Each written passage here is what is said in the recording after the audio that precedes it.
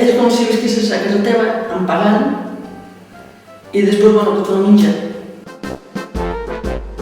Pel mes fem assemblea. Sotmetem els ciutadans, sotmetem tasques. Al menjador tenim un paper, cadascú sap el que ha de fer dia a dia. Estar amb companys i viure experiències, diferents experiències, anar a diferents llocs els caps de setmana. Cadascú té un monitor de referència, si no hi és la primera persona monitor o algú que em pugui ajudar-me. Hi ha monitors que ens ajuden en tot i per tot. Que de bo que et fan l'essencial, però la majoria de coses te les tens que fer tu mateix. Conforme l'habitació està feta, conforme estem arreglats llestos, doncs llavors dormim i ens donen els quartos. Viure en un pis compartit significa, sobretot, aprendre a compartir un espai privat amb una persona que no és la teva família, però que pots aprendre a respectar aquesta persona, a valorar aquesta persona i a saber quin és l'espai privat d'aquesta persona i quin és l'espai compartit d'aquesta persona. I què puc disfrutar de la companyia d'aquesta persona. I en què el puc ajudar i en què em pot ajudar. Pis compartit. Per aprendre, pis compartit. Per començar, pis compartit. De sol, no. Caure malalt, pots saber coses que no saps, l'altre et pot ajudar, o simplement per parlar i per aprendre com viure.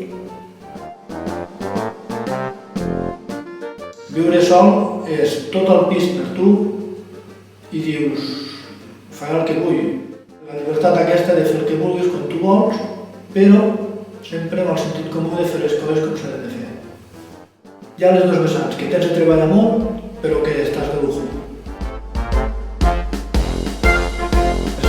És aconsellar, el suport d'anys, jo crec que és aconsellar com ho faria la persona vista des de fora, com ho fas, com ho has de fer, d'aquesta manera o d'aquella, però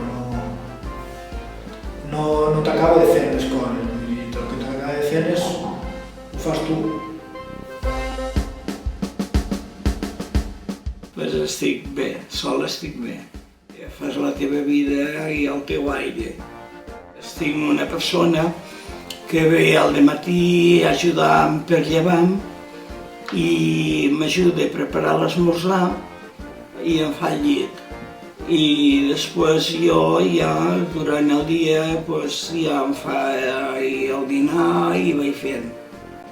También vive solo y por su bola, por queda todo un poco libre, libertad.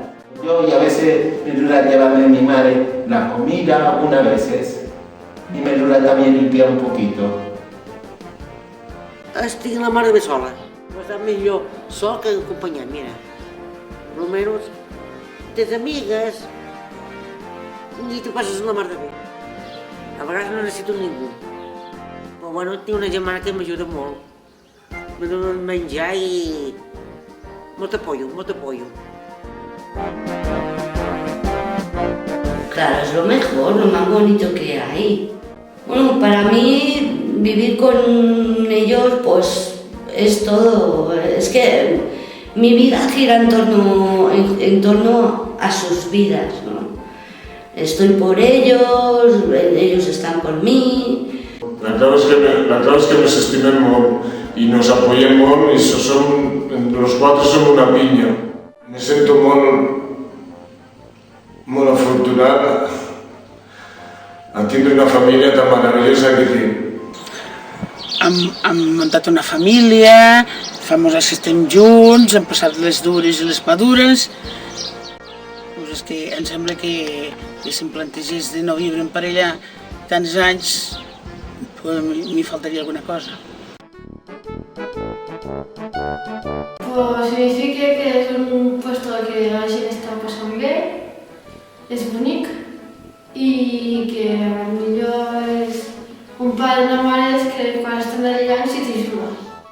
Pues el paper de la família és respectar els pares, ajudar a la mare si t'ajuda I si s'ha de netejar la casa, s'ha de netejar.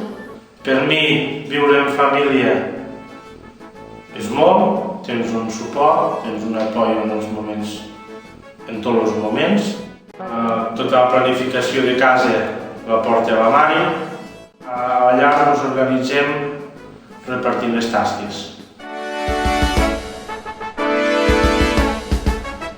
Hola, em dic Clara Vila, m'agrada viure amb els pares i m'agradaria viure en un pis amb alguna amiga.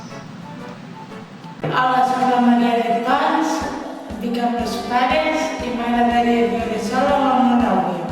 Jo soc la Lea, em vic amb la família i soc feliç.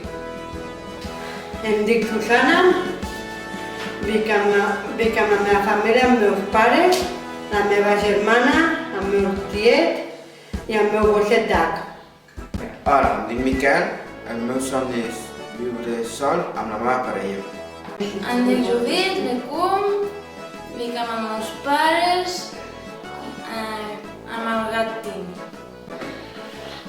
Em dic Joaia, vic amb els meus pares, al matí, amb ells.